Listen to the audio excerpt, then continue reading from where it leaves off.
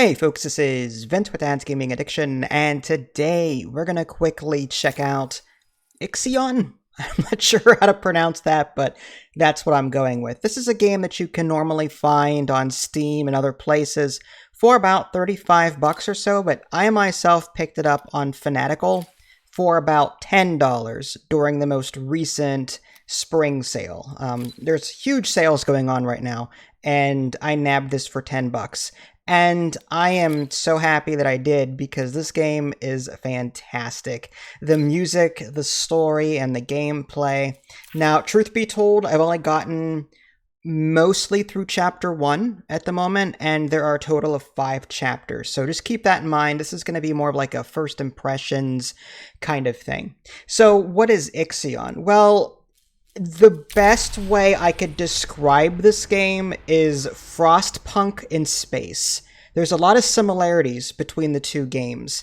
Whereas in Frostpunk, you're managing a central heating unit, like a core, and you're trying to consistently provide coal to that core to keep the surrounding houses and other buildings warm, and you're up against weather. In this game, you take on the role of this, I suppose it's like a grand ship, and only part of it is available to the player in the very beginning of the game, but you can unlock new sections as you play. Something bad happens right out of the gate, and now you're tasked with picking up the pieces, surviving, different things like that. When you start a new game, you can choose between Journey, Default, and Challenge difficulty settings, but, and this is great, this is the custom difficulty screen. Just pause if you want to see any of this in greater detail, but there's so much that you can enable here, and there's even presets: Journey, Default, Challenge. So if you want to see what the settings would be on quote-unquote easy on Journey, then just click that, and you can see that. So I love that. You can adjust this as you see fit. I highly recommend that you take it easy on yourself. There is a ticking clock in this game. As you stay in a chapter for a long time, like if you continuously stay in a chapter for too long, you start getting hit with a penalty. So you are kind of encouraged to kind of, get the ball rolling and move on to the next chapter before things spiral out of control. Luckily, the penalty isn't that bad, and again, you can kind of adjust some of that here. What I'm going to do, though, is I'm going to load up my existing save, and yeah, I've been playing this. I've been playing this all day. I started this morning, and it's now 9 o'clock at night, so I've been playing for about, I don't know, I mean, I did take breaks, but, at least 3 or 4 hours. It's been a very wonderful experience. I'm going to try really hard not to spoil the story. So let me actually back out to the solar system view. So as you can tell, we're in the solar system. There's Earth, there's the Moon, there's Venus, Mercury. Now, not all of these things will be visible to you right away for reasons. I'm trying really hard not to spoil anything. But there's a lot of exploration in this. You can actually send ships out to go to these different locations. There are research ships where if you have like a magnifying glass or if there's like a beaker above a planet or a point of interest, it'll gain research for you. So you have research ships that are doing various events. Then you've got mining ships, which are mining asteroids for resources. And then you've got like cargo ships, which are transporting pretty much everything from the environment, basically outer space, to your ship. So you've got 3 different ship types that you're going to worry about, at least based on what I've seen so far. And you can actually see the different resources on the top of the screen. You've got iron, which then refines into like this metal alloy, which you do need a lot of. There's also carbon, which turns into polymers. There's silicon, which turns into electronics. There's hydrogen, there's waste, there's ice and food, there's cryonic pods. And some city builders, you will typically expand your population by breeding. Not the case here. You're going to find pods in the environment. Like here's Jupiter, and I discovered some pods there. So my cargo ship, if it's told to do so, will go to this planet, pick up the cryopods and bring them back, and I'll store them in my ship. And then I can wake these people up and they'll become part of my population, which is really cool. There's also science that you'll be finding in the environment. That's, again, if you see a beaker above a planet, send your science ship there, and it'll just automatically start collecting that science resource so that you can spend that to improve your tech tree. So that's kind of an overview of the space view. You do get probes, and this is how you discover these things in the environment. It's kind of like Mass Effect, I think it was 2 and 3, where you could send probes out and try and find things. So if I hover everywhere, you'll see that the bars on the right are lighting up. So I'm actually going to discover various asteroids and other points of interest by probing that location. That's what that is. So that's really cool. So you can make probes, and then probes will reveal points of interest on the map. And again, your ships can go there to explore the thing. You do have a main ship that you can also move around. Like it's kind of like your capital ship. It's called the it says Tikwin down here, I think. I don't know how to pronounce that, but it's this. You can actually move it around as well. So you can move it around in the actual solar system. There is a jump gate or something rather that I just found that will, I'm guessing, propel me into chapter 2 when I'm ready to do so. But I'm not going to do that yet because I'm still collecting the resources and mining the resources that I found thus far. So I really like that you can move the capital ship around. You can move other ships around. There's a fleet button down here, and your mining ships and your cargo ships, you can control what they're mining, what they're ferrying. If you have too much carbon, if you don't need it, just tell them to stop mining it. Or there's 2,000 some iron here. I don't think I need all of that iron, but I'm gonna keep getting it until this metal alloy number goes really high up. So yeah, that's a quick overview of the solar system. And then there's the ship's exterior view. This is your capital ship's exterior view. Here, you can construct things like solar panels. There's, I've already built these things. There's the engine, which is like the fast travel thing. Not fast travel, but it's like a jump drive. It lets you jump into other, I guess, solar systems. There's a story behind that, which I'm trying not to spoil, is why I'm being so vague about it. You can build solar panels on your ship, and that's important because your sectors, your buildings, need power to run. On the very top, you can see a yellow power bar. When that reaches full, that means I'm out of power. All of my buildings are consuming that power. If you take this 340 and then minus the 236, you get this number 104. So that's where this is coming from. You can also construct batteries so that you can store some of that power. There's also hull integrity. This is something that you lose automatically over time. You take damage from events, but typically just by opening up new sections of your ship, you're taking automatic hull damage. So there's a building in your ship that will convert the metal alloy into hull to fix it. So you can see right now I've got minus 16 hull depletion per cycle, and I'm repairing 85 per cycle, so I've got a net balance of plus 69, so I'm good for right now. I can tell them to stop if I want to, but you really need to keep a steady supply of this alloy coming so that you can continuously repair your ship.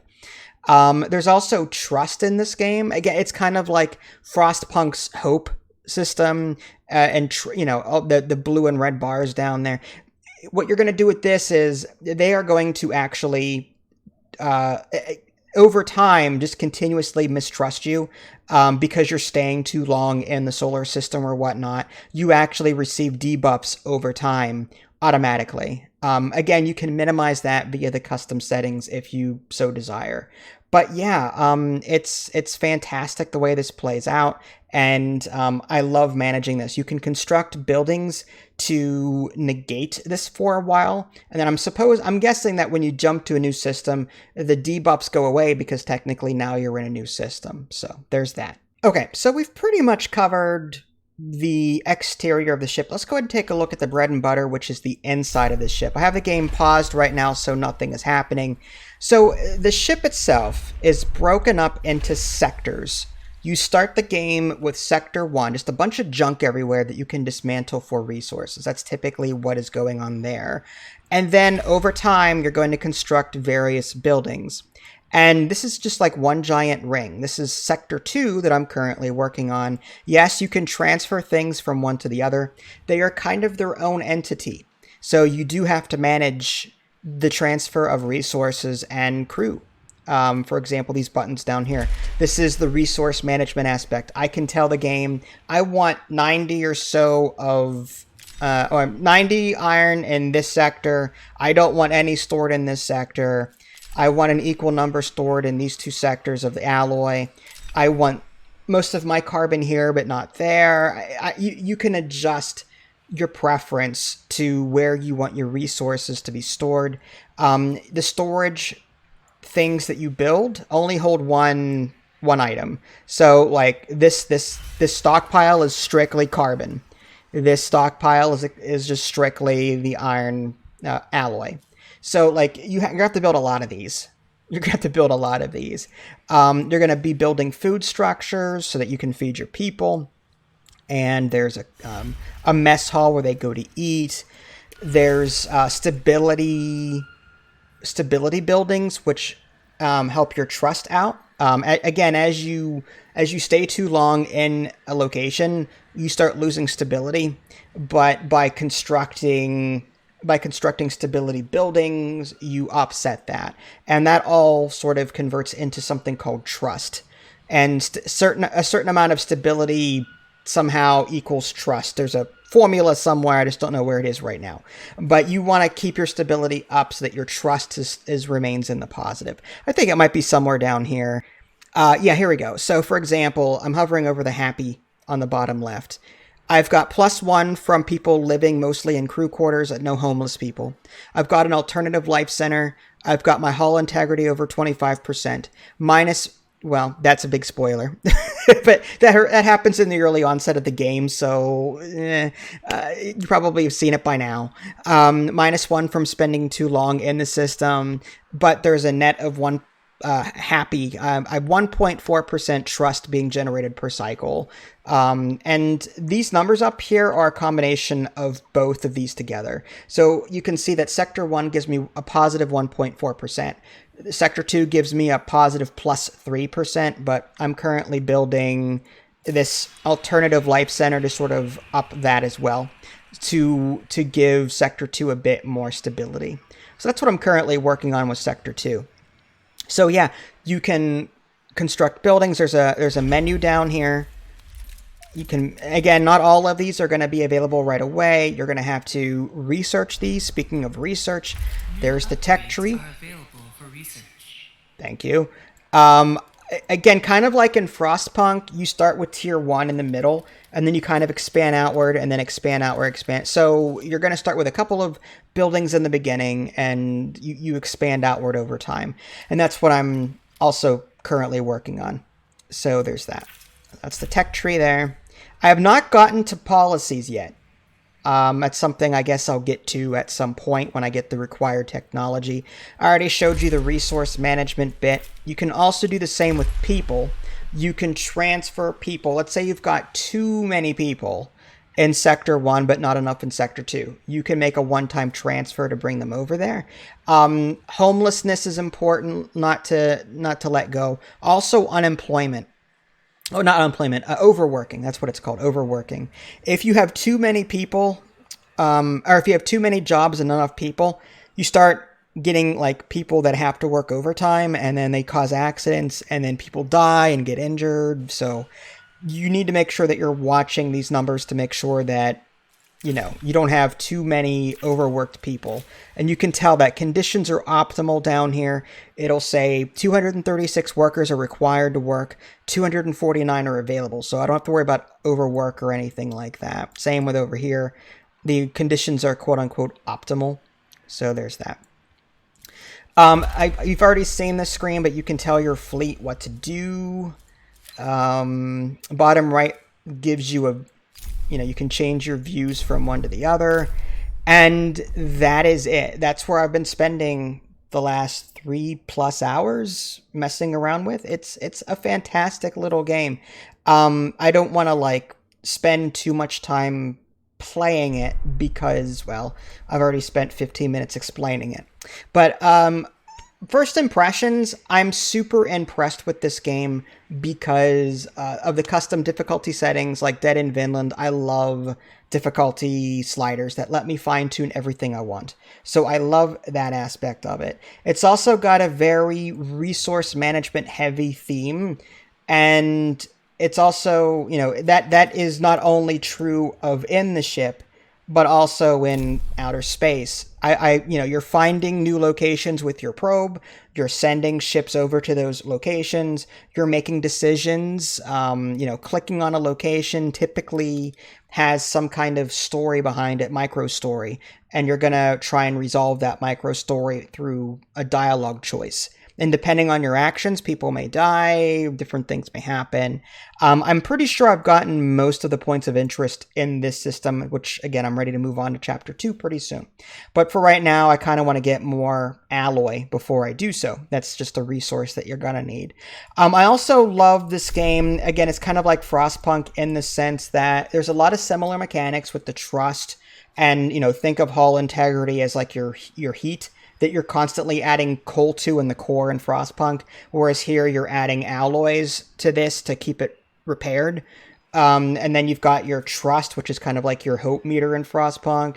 You have to worry about power. You have to worry about even clicking on the power button, very similar to Frostpunk in the way this looks. You can turn buildings on or off as you see fit. That's kind of cool. And then just the bleakness of the story. Again, I'm trying really hard not to spoil that aspect of it, but it's bleak. It really is, at least based on what I've seen so far. I don't know what's to come yet, and I'm really excited to see what is to come. So the game will hold your hand for a while, and you're going to get quests in the upper left on a regular basis, so you won't be too far lost. There's a tutorial button, and you can click through all of these different buttons to learn more about what's going on. So there's an extensive list of things to read about there. Notifications will come up from time to time that you can read about. So yeah, I think that's all I'm going to show you for right now. Again, first impressions, great. For $10, which is what I bought this game for, it's fantastic. If you like city builders, if you like Frostpunk, but want something like it in space, by all means, check it out. I mean, one of my favorite things to do in Frostpunk was sending out expeditions to find resources on the map. I'm doing the same thing here in space. So again, if you like Frostpunk, you'll like this. I mean, that's pretty much all I'm going to say. Well, this is Vince. Thanks for watching. I'll catch y'all next time. Take care.